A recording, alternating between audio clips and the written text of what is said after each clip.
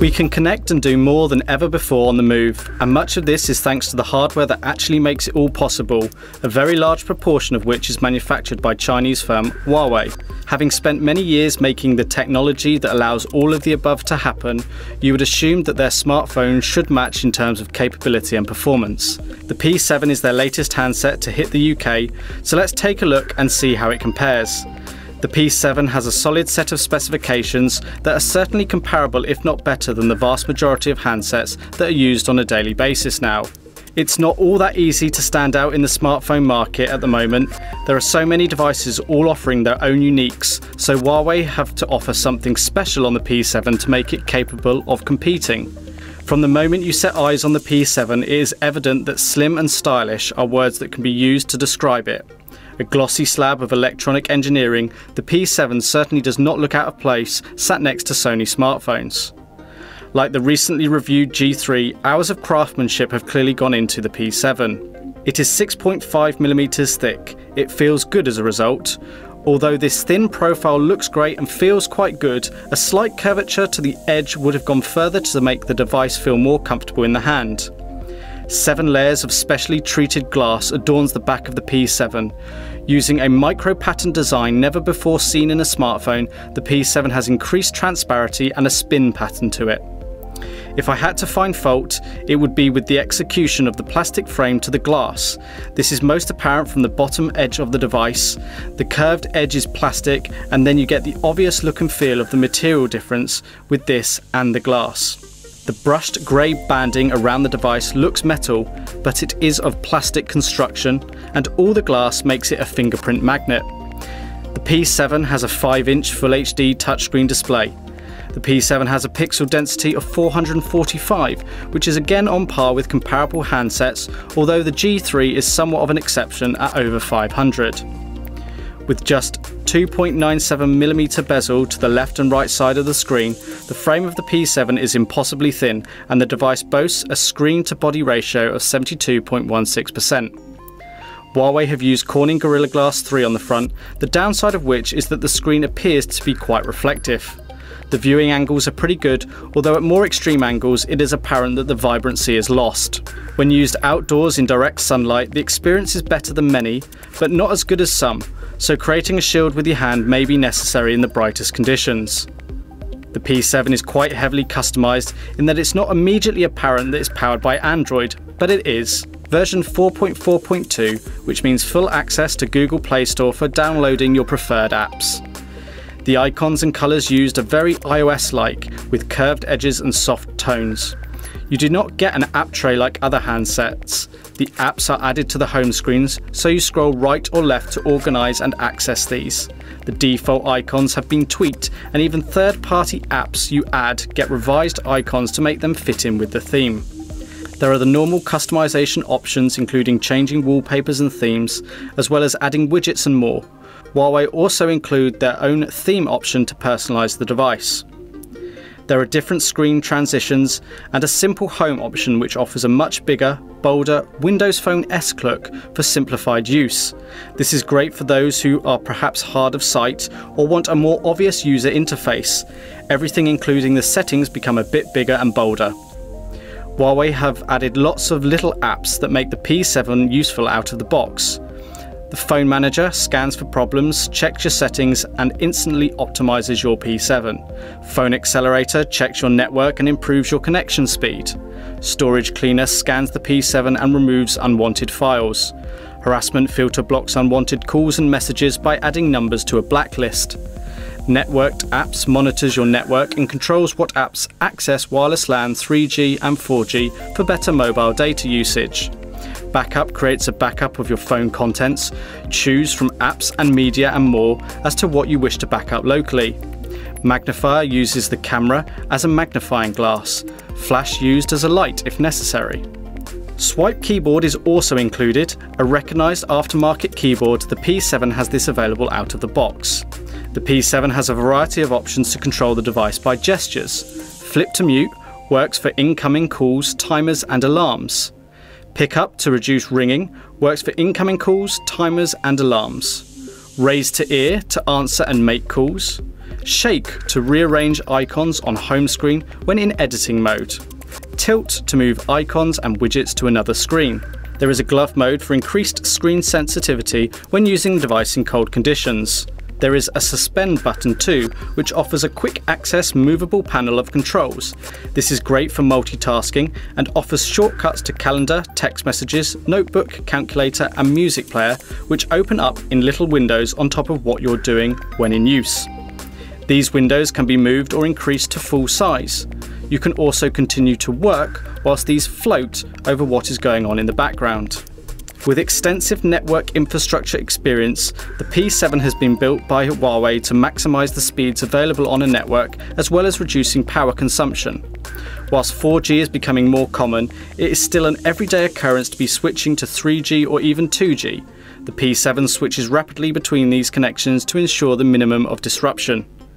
During my time with the P7, it was apparent that the signal was strong and I was most certainly getting better signal on the Huawei than I could on my Sony Xperia Z1 Compact thanks to dual antennas, one at the top and one at the bottom of the P7. USB hosting and video out using a 5-pin MHL cable is supported on the P7. A small frustration with the P7 is that it does not support the 5 GHz Wi-Fi frequency. The audio experience pleasantly surprised me. Call quality was very good, noticeably so. The single rear speaker is not as loud as some devices, like the Xperia E1, but packs a punch.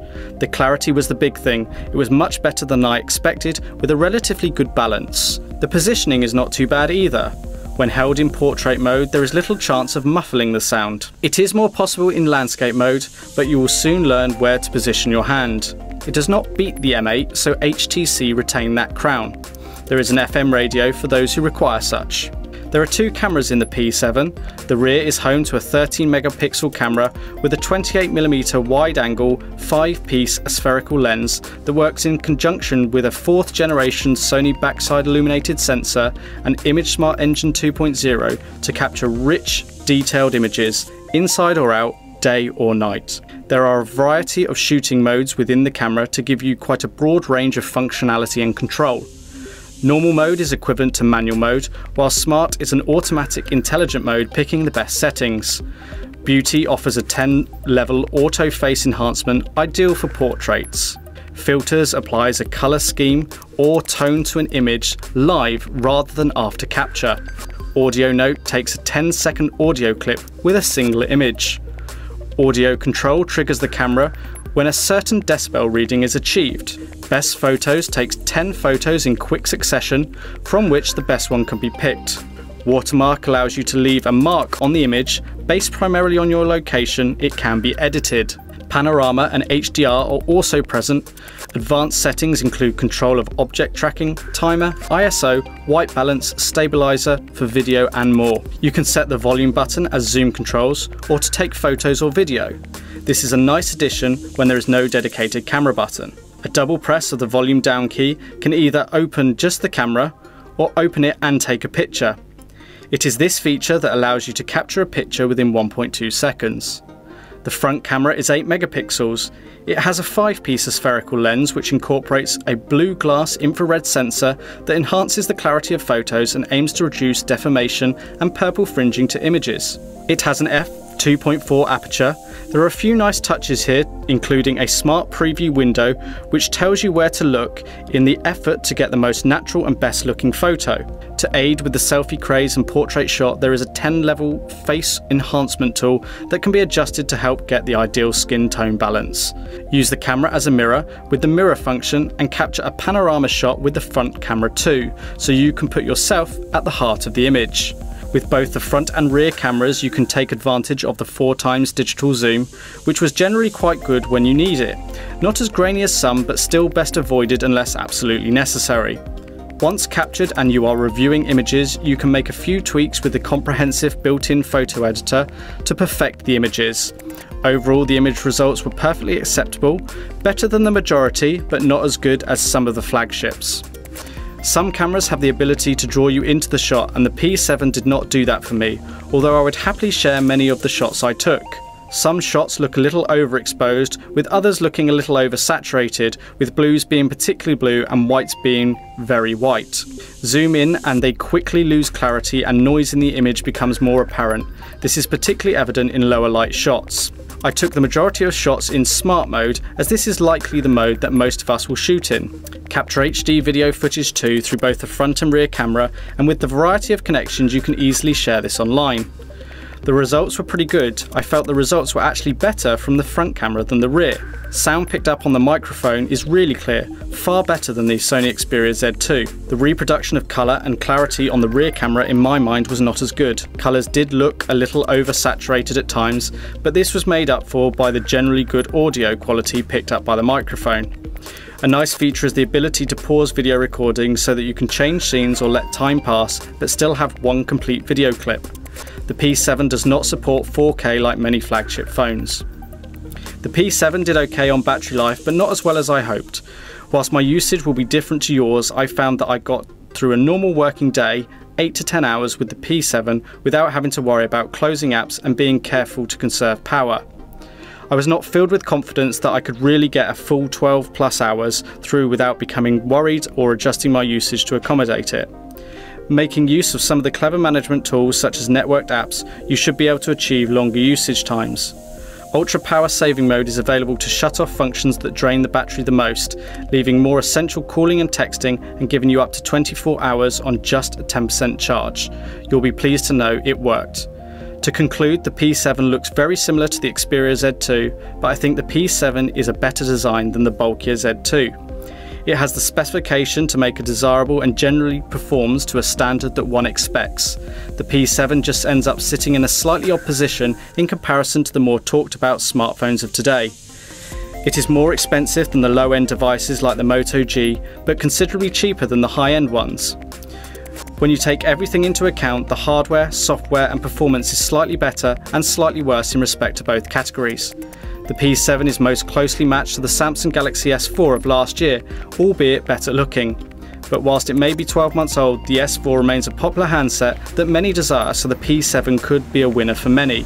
What the P7 does is craft a space in the market that few others have. It gives an all-round package that delivers, failing to match the flagships. For that, you can be in the region of £200 better off, and that is a big saving that is justifiable for many unless you really need the benefits that the high-end phones deliver. The P7 does do away with many of the gimmicks that some of the manufacturers build into the phones, focusing on giving more of what you really need and want. The P7 is Huawei's best attempt yet to make an impact on the smartphone market, and it has what it takes to be, for many, their mobile of choice, and I'm sure they will not be disappointed.